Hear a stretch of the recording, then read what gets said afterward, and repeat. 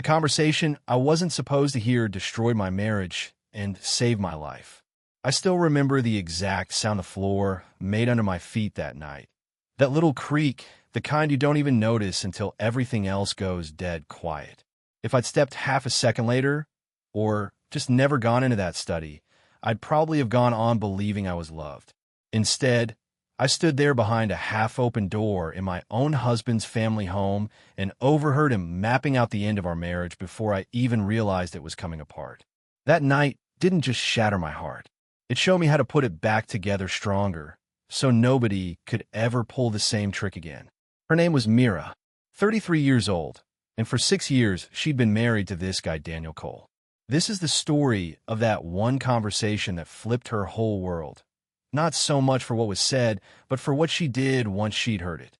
Myra's dad, Robert Hale, had built up a small real estate development company from scratch.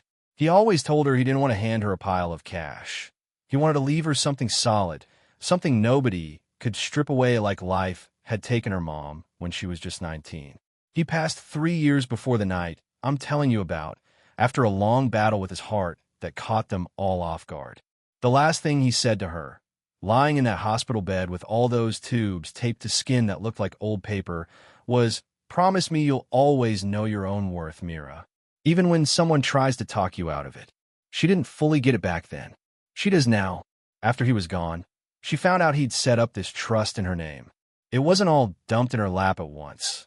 It was time to fully vest 5 years after he died, right on the anniversary of when he'd signed the papers. Until then, she could pull enough to live well, but the big part stayed locked away, growing quietly. His old lawyer, Mr. Whitfield, a soft-spoken guy, once mentioned that her dad wanted to make sure whoever stood by her had time to prove they really belonged there. She met Daniel about a year before her father passed. He had this quiet charm, not flashy, just really attentive. He remembered the little things, asked questions, and actually listened. His mom, Eleanor, though, she was something else. Elegant, always watching, the type who could compliment you and still make you feel sized up. Mira told herself it was just how some mothers act with their son's girlfriend. She told herself a lot of things in those days. They got married 18 months after the funeral. Daniel held her hand through the worst grief she'd ever known, and she loved him for it more than almost anything.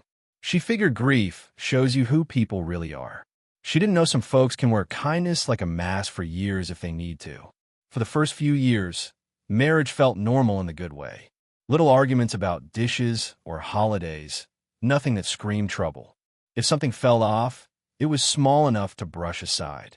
Eleanor would drop comments, almost casual, about how nice it would be once things settled financially.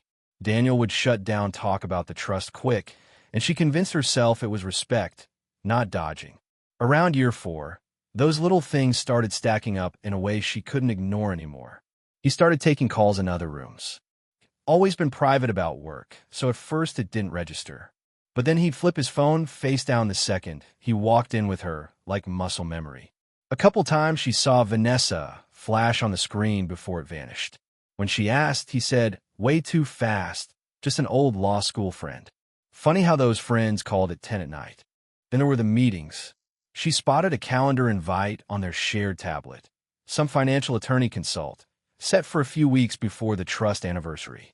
He brushed it off as boring estate stuff and kissed her forehead like that ended it.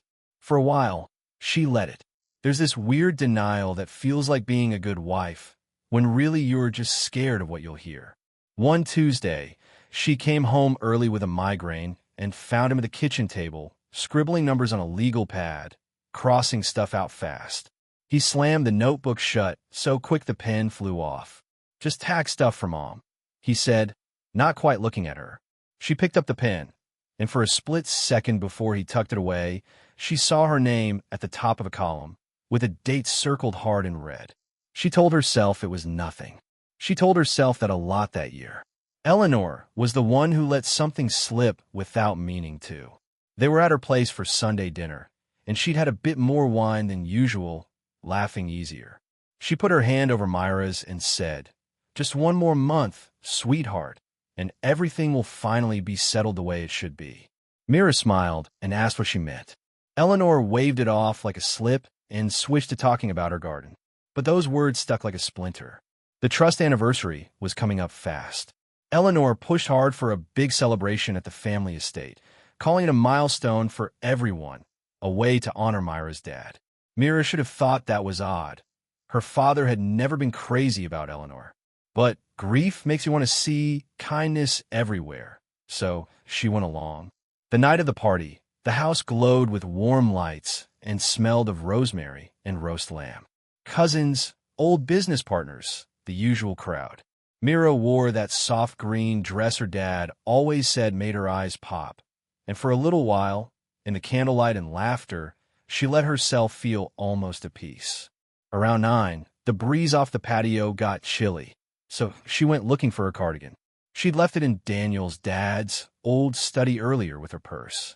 The hallway was dim, just one sconce lighting it, voices and music fading behind her. The study door was cracked open, a slice of light cutting across the floor. She heard Daniel's voice first, low, tighter than his party tone, like he didn't want anyone catching him. "I know, Vanessa, I know. Just give me until after tomorrow night. Once it vests, the timing doesn't matter anymore. We can finally stop pretending." She froze. Her hand hit the doorframe before her brain caught up. "My mother set this whole thing up years ago. You know that," he went on, voice dropping. "She saw the trust structure before I even really knew Mira. I'm not proud of how it started, but I'm not pretending the last few years meant nothing. It's complicated. I need the divorce after the assets settle. My lawyer says wait one more week past vesting, and there's no contest under the prenup. After that, I'm free. We both are." There was a pause. Then Daniel gave this soft, almost fond laugh, the same one he used to give her. "I know it's been a long 4 years, Vanessa, but it's almost over." She doesn't remember deciding to back away. The hallway seemed to tilt, the party sounds stretching thin like she was underwater. She pressed her palm flat against the wallpaper, focusing on that cool plaster under the fabric, because it was the only real thing left. For years, not some recent mess, the whole damn marriage. A plan built around the exact date her dad picked to protect her. She could have burst in right then. She didn't.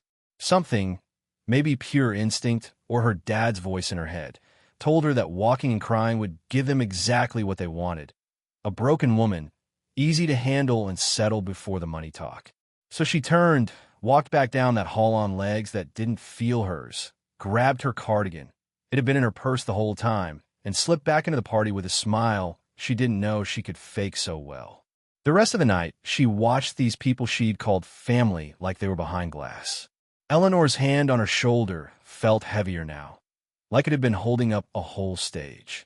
Daniel came back 15 minutes later, kissed her cheek, asked if she was enjoying herself. She said yes. Best lie she ever told.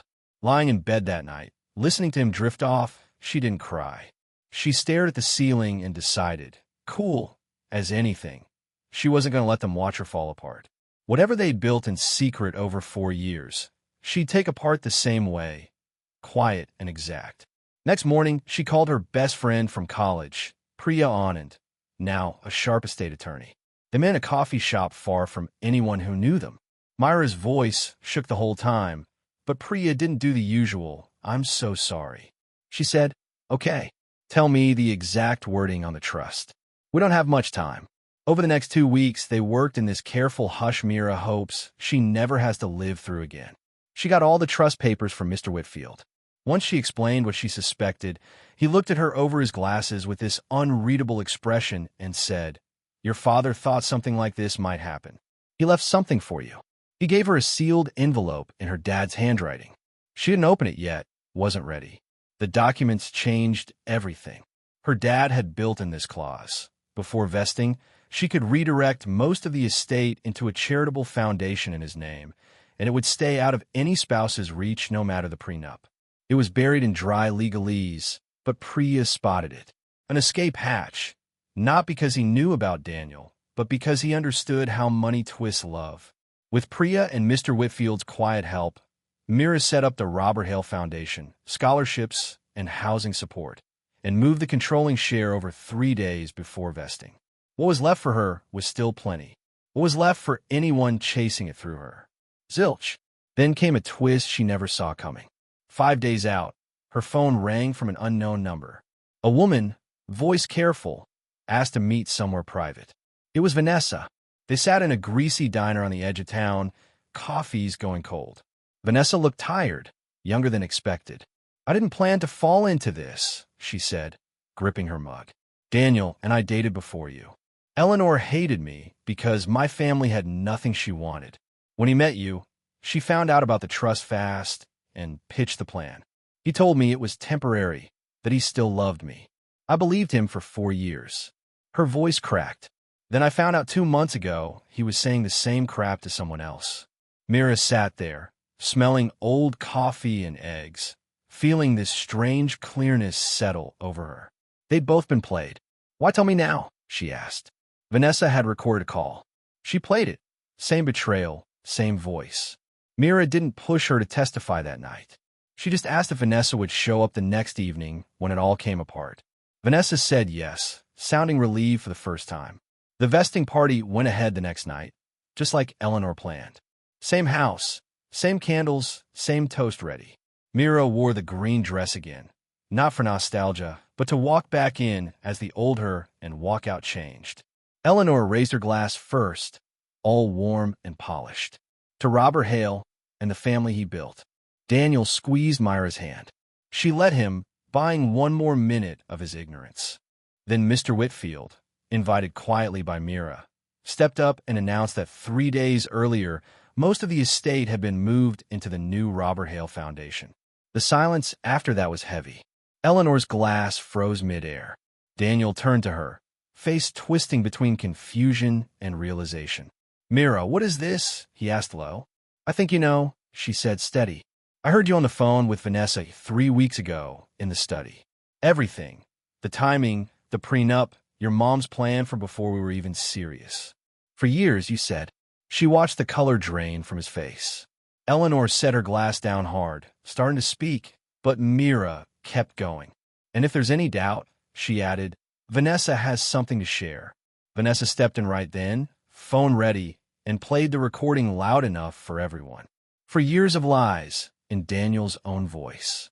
No dramatic gasps, just this awful stillness. Cousins staring at plates, Daniel's dad looking at Eleanor like he was seeing their whole marriage for the first time. "You set this up," Daniel said, almost pleading. "You knew. I'll let you stand right where you planned to," Mira replied. "I just made sure there was nothing left for you at the end." Eleanor snapped something about not having the right to decide without the family, but there was almost respect in her tone, like she'd been outplayed. Robert would never want his money going to strangers. "You're right," Mira said. "He wanted it with people who earned their place. That's why I did it." She glanced at Daniel's dad, who sat silent, jaw tight. "I'm sorry you had to learn this way," she told him, and she meant it. Daniel reached for her hand again, out of habit. "Mira, please, let me explain. You had 4 years," she said, pulling away. "That was plenty." She left with Priya waiting outside, engine running. Didn't look back. The divorce was almost boring after that.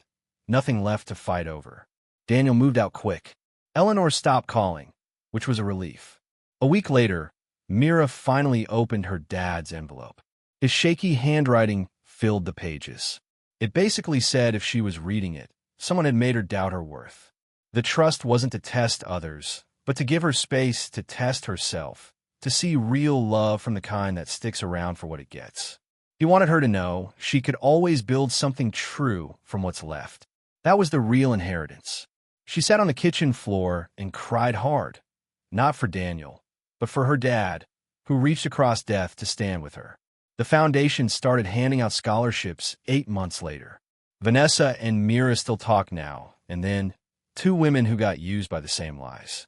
Mira doesn't know if Daniel ever realized what he really lost. Probably not just the money.